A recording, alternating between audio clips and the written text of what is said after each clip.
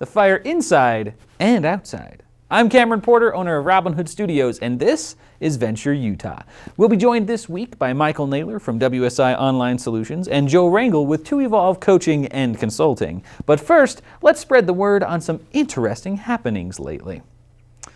Wildfire season is getting off to an early start here in Utah. A 200-acre wildfire near Midway was started on Tuesday, and it became clear that not only was it human-caused, it appears to have been intentional. It was the fourth fire in the same area within a week, and authorities have taken into custody a juvenile who was apprehended in connection to the recent fires. Several homes were evacuated as a precaution, but no structures are currently under threat. The fire forced the closure of Wasatch Mountain State Park and the Dutch Hollow Trail system. Anyone with any information about the fires are asked to call the Wasatch County tip line at 435-654-WSCO. Both the Salt Lake City metropolitan area and the Provo metropolitan area were in the top 10 best positioned regions for economic recovery, according to a new ranking from Forbes. The primary factors used in the analysis were population density, workforce quality, and educational attainment. These areas have relatively low population density for a metro area, high workforce quality, and high levels of educational attainment. KSL interviewed Zions Bank's senior economist, Robert Spendlove, who said that we're in such a good place because of the diversified economy and all the right building blocks that businesses need. It will certainly take time for the hardest hit industries to fully recover, and very few industries are not feeling some impact from the shutdowns, but compared to many other places in the country, we are well positioned to come back.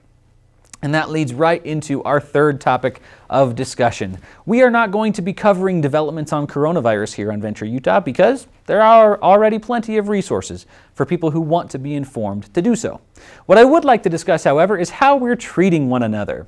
It seems like coronavirus is the new gun control, where there are two sides to an argument, with each side having some good arguments, some bad arguments, some good motives, and some bad motives. The problem is that it's also like gun control in that it seems like everyone is constantly assuming the worst of people who disagree with them. Just because someone wants the economy to reopen does not mean they don't care about people dying from the coronavirus. And just because someone wants the economy to stay closed doesn't mean they're government sheeple who live in fear. The truth is, no one on the planet knows the best way to deal with this. And just because they favor one method of dealing with it doesn't mean they are disregarding the consequences of that method. Every single person listening to this has a set of personal beliefs, and those beliefs are as unique as a fingerprint. We make a mistake when we assume that the process we've gone through that has shaped our beliefs is more legitimate or valid than someone else's. The best advice I can think of to give myself and anyone else who might care about my opinion is to stay as informed as possible about coronavirus.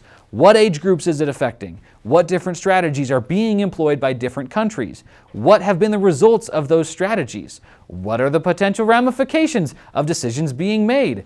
Get your news from more than one source and be skeptical of everything you hear. And lastly, disconnect your personal pride from your stance on coronavirus. My gosh, if you remember only one thing from this entire episode, make it this. It's okay to be wrong about something. It doesn't make you stupid. It doesn't make you wishy-washy. In fact, it's a sign of true confidence and intelligence that you're willing to not just listen to someone who disagrees, but approach their arguments head on and decide if they are stronger than your own. Humans have this terrible habit of getting their own personal identity wrapped up in a political stance and therefore feeling personally attacked when someone challenges it. There's a lot more to you than your opinion on coronavirus, and the same goes for the person who disagrees with you. Alrighty, let me step off my soapbox here and we'll get to our guests. First, we have Joe Rangel with To Evolve Coaching and Consulting. Joe, thank you for being here. Hey Cameron, thanks for having me here. So what do we want to talk about today? I think today we want to talk about perception. I think a lot of people tend to focus on external factors as to why their lives are going in the directions they're going, and they tend to disregard the effect of the way that they're perceiving what's happening and the decisions they can make as a result. So you and I were having a conversation recently about how perception is not necessarily reality, but it is your reality, each person's individual reality. and how changing the way you can look at things can change the way that you kind of create your world or your business or your successes or things like that. So I was just thinking about recently how many people have been affected by the world situation. You know, some people are prospering and growing, and some people are really suffering. And some of the suffering is a massive reality, but some of the suffering is a state of mind. As an example, you and I were kind of chatting about what you did. You know, your business was shut down completely. And what did you find out? If you were to open your business, what would happen? Well, according to the Davis County Health Order, which my business resides in Davis County, that it would be a Class B misdemeanor to provide my service until the order was lifted. Right. At least within the bounds of Davis County, and the state's order was not all that dissimilar. So you went home and cried and locked yourself in a room and sequestered yourself. And Gained 40 pounds. Yeah. But you lost it again really quick. I did. You know, it was one of those miracle pills. I can sell you them in the back alley sometime. Yeah. So what really happened? What did you do? I mean, for me, it was a question of every time I'm faced with a situation, I have to make a decision on how I'm going to react. And for me, it was reacting based on looking at, okay, what has changed, and rather than looking at it as what has gone bad, just look at what has changed. Okay, so I was doing this, that's no longer an option. So that door has closed. What other doors are here now? What other options do I have? What directions can I go? And you know, and what advantages do I have? What tactical or strategic advantages do I have now, or maybe have always had, that I can utilize at this time? Right. So, I mean, and once I started looking at it that way, it actually became very easy to see the potential for my situation, because yes, I could know my business was effectively shut down, but I had just refinanced our house, and so my personal finances were really good. We did a cash out refinance. We had plenty of savings. We were totally fine there. So okay, so I know I don't need to worry about that. So I don't need to worry about finding a different job or finding something temporarily to bring money in. So, okay, great, cross that off the list. Now, what else is in place? Well, the state of Utah had a business loan program. That's a 0% interest loan, and payments don't start until next May. And they give you 4 years after that to pay it off. Very, very favorable loan circumstance. Okay, I'm going to apply for that because I want to keep my editor employed. I want to keep my guys, I need to give them hours if I can. So, applied for that. Then the federal government came out with their loan programs. Never did hear anything about the EIDL. I think most people didn't hear anything about that. I have no idea what's going on there. But the PPP finally last week came through. But I applied for that early on, knowing, okay, well, let's look at that, see if maybe that'll open doors, help things keep going, keep my paycheck coming in because I'm an employee of the business, keep my employees going in. And then I talked to my employees. One of my employees had a second job, and he basically said, Cameron, don't even worry about it. Like, my other job is at a grocery store. It's giving me 40 plus hours a week. Don't even worry about it. And then my other employee, this is his only income. It's his only job. He is married, and he's living in a basement apartment. And so I was able to, you know, I can't do, I shouldn't have said his name. This employee, who will remain anonymous, said, you know what, I can't do everything for you. I can't keep you at your current hours, but I'll give you 10 hours a week. So even if you don't have any work to do, you know, just clock in for 10 hours on Friday, and we'll keep you afloat that way. And he said that'll work. That'll be fine. So just kind of, it was more of I didn't really give myself time to wallow. It was more of okay, situation has happened. What needs to happen now? And then once all of those critical areas were addressed, that's when I started to say, okay, now what are my opportunities? I have all the time in the world right now. No one's in my office, so I'm self-isolating. I'm self-quarantining in my office more so than I am at home. So yeah, I'm going to come to work every day. I'm going to come to the office every day like I have been. And you know what? I'm going to learn to code. I come from a family of computer people, and I did a little bit in high school. That was a long time ago now, but did a little bit in high school. And you know what? I'm going to learn to code. I'm going to make a video game. So that's what we've been doing. That's awesome. And I found out that Duncan, or my editor, Duncan, he was interested in doing the same thing. So we're just kind of going at it together, working on this video game in our downtime, and that was pretty much all of April passed that way. And now with May, things have started to open up again. I'm starting to getting calls. I've landed a big contract, and so I'm working again on Robin Hood Studios. But I'm also not abandoning the thing that I've been spending that I spent all of April on, and it's going to create more opportunities down the road. And it's been just a blast. That's awesome. So can I just offer a little change in verbiage for you? Sure. So you didn't react. You responded. There's a Okay. big difference between reacting and responding.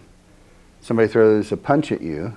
If you react, what do you usually do? Throw a punch back. Throw a punch back. If you respond, you might sidestep. You might say, whoa, hang on. That doesn't mean you're a coward, but it means you're not going to propagate that violence. Does that make sense? It means you're thinking. And you thoughtfully responded to the situation without propagating any fear that might have been there. I mean, we've all had moments. Everybody's human. You worked your way through that, and you responded in a way that allowed you to grow and prosper. And in your business, you could have chosen to feel shut down and I can't do anything else, and feel sorry for yourself and sorry for people. And some people out there terminated people, let people go.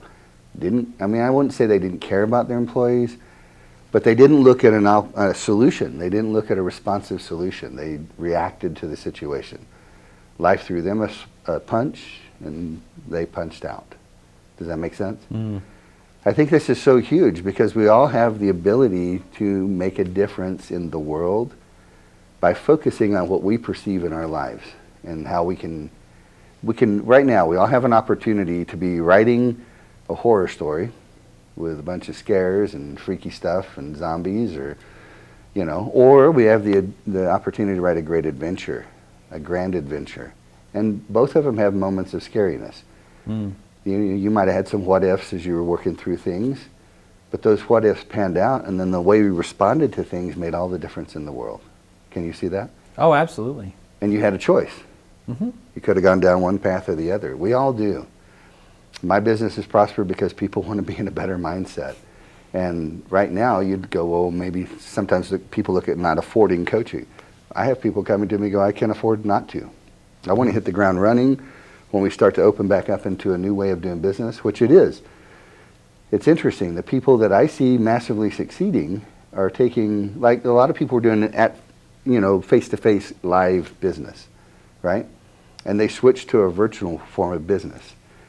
Now, when they come out of this into a new life, which will never go back to the exact same way that we were doing things, now they have two venues, two ways to do business. So somebody that in the past might have said, I can't drive 2 hours to come and meet you, my day's busy. They might go, I could do a virtual call, I could do a Zoom call with you, and we could see each other face to face, I had somebody this morning that I haven't talked to in a long time, and we had a client session, and I said, how would you like to do your session? Would you like to be phone, or would you like to do Zoom? She goes, I'd like to do Zoom because I'd really love to see your face. And then the first thing she said when she got on the call was, it's really nice to see your face and to feel your energy and to know that you're somebody that loves and cares about me. Because in the sequestering, depending on your level of sequestering, some people feel really alone right now. Depending on if you have family or you don't have family. Some people that are by themselves might feel really, really alone. So remembering to make those contacts becomes really important. But again, that's a response, not a reaction. So that's basically my topic for today, is to get everybody to realize you have a choice. Even right now, some people have reacted and gone down a path that's not necessarily serving them, and they still have the ability to change their choice and make a better response so that their life can become better and the people around them can actually prosper. Absolutely. And I think that can be one of the most frustrating things to be told, is that when you feel like you're in a really bad situation and you feel like you're not at fault, that things have just happened to you, and someone comes in and says, you know what, you need to change the way you're looking at this, and you need to respond instead of react, making that difference. That can be extremely difficult to hear. See, but that's why I offer a choice instead of telling them what to do. So let me ask you something. Would responding this way serve your life better, or would reacting this way serve your life better? Which one's going to actually make things better for you in life? This one. Okay.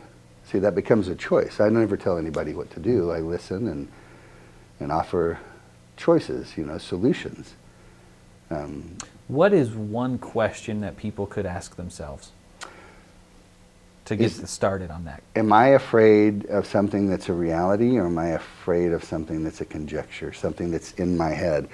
Right now, the biggest amount of fear that's going around in the world is the fear of the unknown. What's going to happen, which comes kind of down into fear of not controlling, control or no control. And we can't control what's going on in the outside world, and we can't control other people, and we can't control the way other people think. What we can control is how we respond to things, our thoughts, our perceptions, and then take it from there. And if we can learn to do that, if we could learn to go, okay, am I afraid of something real or something that's in my head? And get out of emotion, which is where non-logical things happen. And move over into logic and try to ground ourselves in reality. Well, what could I do? What can I do? Instead of I can't do anything. That's, to me, the most brilliant question that you can ask yourself. I love it. I love it. And that segment went by really quick. I talked more than usual, but... This is your show. Weird. Cameron was my guest today. Well, thank you for having me. All right, and that is it for... this conversation, but we have one more guest coming on. His name is Michael Naylor with WSI Online Solutions. Alrighty, our next guest is Michael Naylor with WSI Online Solutions. Michael, thank you for being here. Thank you. Michael or Mike? Typically Mike, but I'm pretty ambivalent. Mike, can I call you Cole? Never happened, but I'm open to it. All right, cool. So what we wanted to talk about was SEO for a small business owner, specifically if they're really just trying to bootstrap and do it on their own. Right. So what are your really quick introduction. WSI Online Solutions, they're a marketing company. They're nationwide, and their model, they benefit from having a common database of results from ad campaigns, of best practices, and they have a network of best service providers that can perform the work, and there's a high level of accountability throughout their business process, which is, in my research, seems to indicate why they are so effective in working with their customers. Would you agree with that summary? I would say. Perfect. So with that introduction, you know what you're talking about when it comes to SEO. Yes. So for a small business who's just trying to get off the ground, do their own thing on SEO, what would be your recommendations? So most small businesses, when they first start out, they do not have a website. And a big mistake that people make right off the bat is they feel like they have got to get one, and so they try and just build one themselves. When you build your own website, you'll often think it looks good, but it does not. So it's always better to have someone who's not you build the website, whether it's an agency or whether you have a friend or a family member build it. And that way there's two people looking at it, and you can give each other honest feedback about what looks good and what doesn't look good. And the second big piece that every small business can benefit from, and many just don't seem to recognize, is what's called your Google My Business page. To get a Google My Business page is free. You just go to Google to business.google.com and you register for it there. And then once you've got that page, you're going to show up in the map pack on the Google search results. So you've seen that before. Whenever you search for a local business, at the very top there's some ads, and then it shows some results next to a map. And those results are all from your Google My Business page. The Google My Business page has an option in there to build a free website for you. It'll build you a one-pager. And so that's a great option if you have no other choice. That's a great place to begin. It's free, it looks okay. Wow. And it's automatically indexed by Google. Nice. I had no idea about that. They're not the best websites in the world, but they're not the worst either. And so it's an okay option for many people. Sure. So the main thing that you need to do when you're looking at that profile is you want to go through and fill out every single piece of information on it. Many companies skip writing a brief description about their company, or they skip setting up they call it a shortcut URL or a nickname for your business within Google. And those both give you the ability to share, to get reviews from other folks in an easier way. Because when you put that shortcut, then it becomes the address of your page. And so it's easier for people to recognize and know what they're clicking on when they get it. Oh, cool. So when you go in, you want to make sure you fill out not just your business name, your hours, your categories. You want to make sure you fill out every single thing on there. Now, the other place where a lot of businesses make a mistake is in the categories. Google allows you to have as many as you choose to put in there, but having more than one is not going to help you unless you actually do cross over really well into those two categories. So one category might be roofers, and then another category might be roofers commercial, and then another category might be roofers industrial, right? Those are all basically the same, so you should just pick the one that describes you the best, and then you don't need to add the extra ones because the broader category is going to be more beneficial for you. After that, once you've filled it out completely, and Google gives you a little pie graph, I guess, and a percentage of how far you filled it out. Once you've filled it out completely, you're going to want to try and get people to interact with it. And the way that people will interact with it is by leaving reviews or by you posting content to your page that will show up. So some backstory, Google started their own social media platform called Google+. Yeah, I remember Google+. Yeah, some people liked it. Most people didn't even know it existed. It was out there. They took a lot of that posting capability from Google+ and put it into Google My Business. And we found that you're more likely to show higher on the map pack results because you want to be in the top 3. You'll show higher there if your page sees more traffic. And that traffic can come from you posting. It can come from visitors who click on it. It can come from people leaving reviews. So once you fill your site out completely, you want to get people to interact with your page by posting, by getting them to leave reviews, and so on.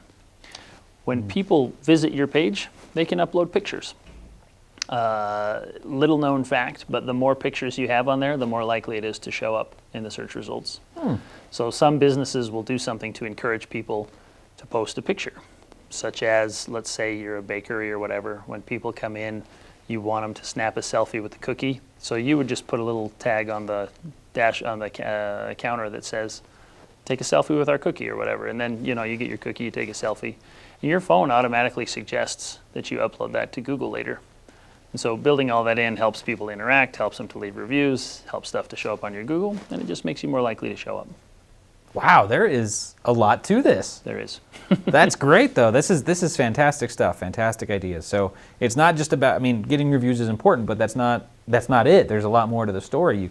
Updating all the pieces of information in the listing itself, getting people to post pictures, adding your own pictures, I would assume would help a lot, and then just posting as if it's a social media account, continuing to post. What type of things would you post? How do people even see what a business posts on their Google My Business page?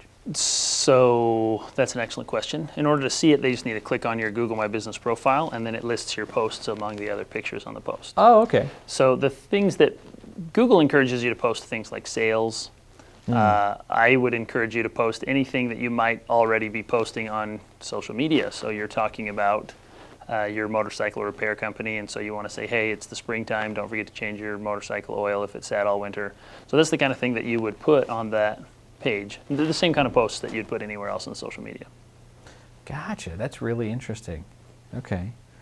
The other big thing that helps that I think companies don't realize is that you can take a link from your Google My Business page. When you log in, go to reviews, and then there's a button that says Get More Reviews. Tap on that, and it brings up a link that you can copy. And then every time you do business with a customer, you should text them that link and say, I would appreciate if you would leave me a review. What this does is lowers all the barriers to make it easy for them to leave you a review. Oh, yeah. That way they don't have to look you up. They don't have to, it's no effort. All they do is they see the text, they tap on it, they tap on 5 stars, and then they say, Cameron is a really great guy. XOXO, love mom. Post that review, but it's just the easiest way to get reviews is to just ask for them. And you want to lower all those barriers to make it easier for them to fill out. So walk us through that process again. How do you get to that really short link, textable link? So you log into your Google My Business profile. Like at business.google.com. Okay. And then you want to make sure you set up a shortened profile for your business name. That's on the homepage. Then you click on the left-hand side. There's a button that says Reviews. You go to Reviews, and then you'll see a link that says Get More Reviews, and that will bring up the link directly to send a review to your page. And then you can share that around with folks, texting it or emailing it or any other way in order to get them to give you more reviews. Gotcha. Okay. On reviews, while we're on this topic, something that many people don't do is respond to their reviews. Google wants interaction on that page. So if someone leaves a review, you want to try and respond to it within 24 hours. If your business is serious about this, you're going to want to just install the app, the Google Business app, and then it'll ping you every time you get a review, and you can respond quickly. This is important for all reviews, but especially for negative reviews. So that's your chance to hear the complaint from the customer, try and resolve it, and if you resolve it, then they can go back in and change it to a positive review. What is the best way to approach a negative review? That's a good question. When it shows up on your page, you want to first hear them, acknowledge that what they're saying, whether you think it's true or not, but that's how they feel. So acknowledge their feelings, then you want to talk to them about how it can be resolved, and then you want to get the conversation off of the Google platform, because you don't want to see, people don't want to come on there and see a bickering back and forth between you and a customer who wasn't happy with whatever, the roofing nail you left in their lawn.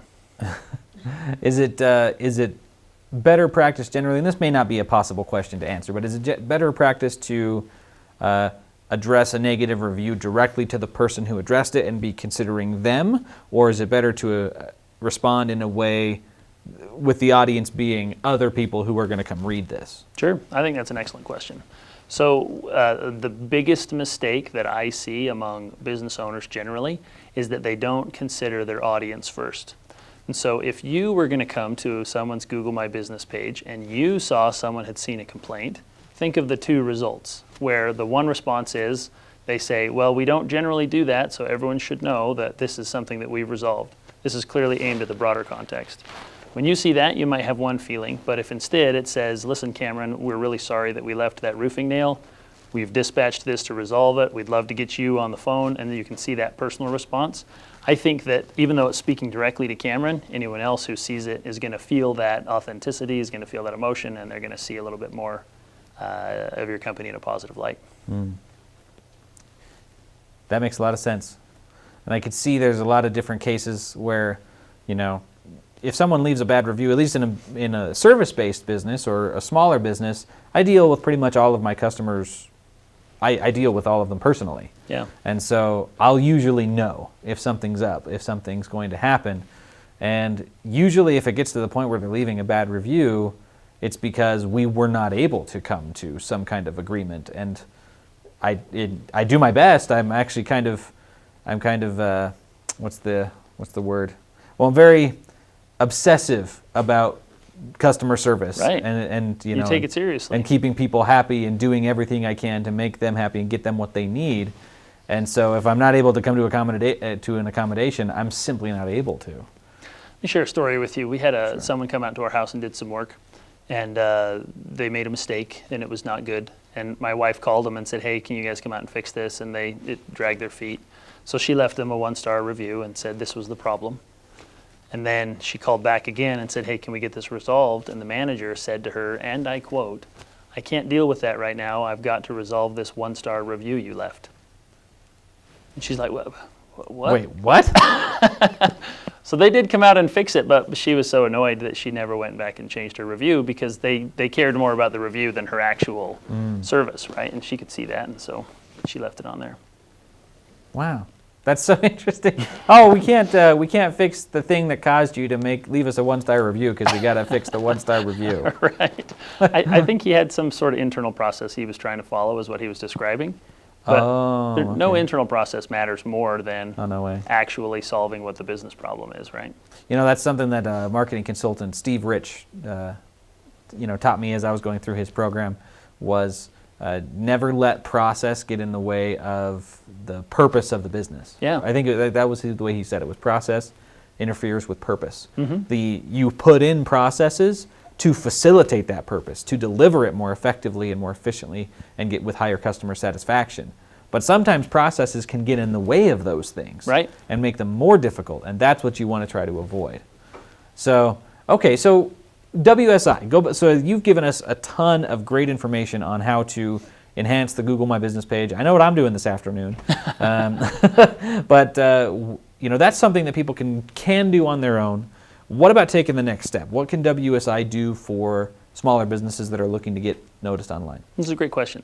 So most often when we visit with a company, what we would do is take some time to understand who they are, what their goals are, what their product is, who their customer is, and then we see if we're a good fit. What we do is we help companies to generate leads, we help them to expand their brand, and we help them to improve on their current processes. So if we talk to a company and we don't think that any of those three are going to be a good fit for them, then we just part ways. But most companies, especially new companies, are going to need a little bit of help generating leads and getting their brand out there.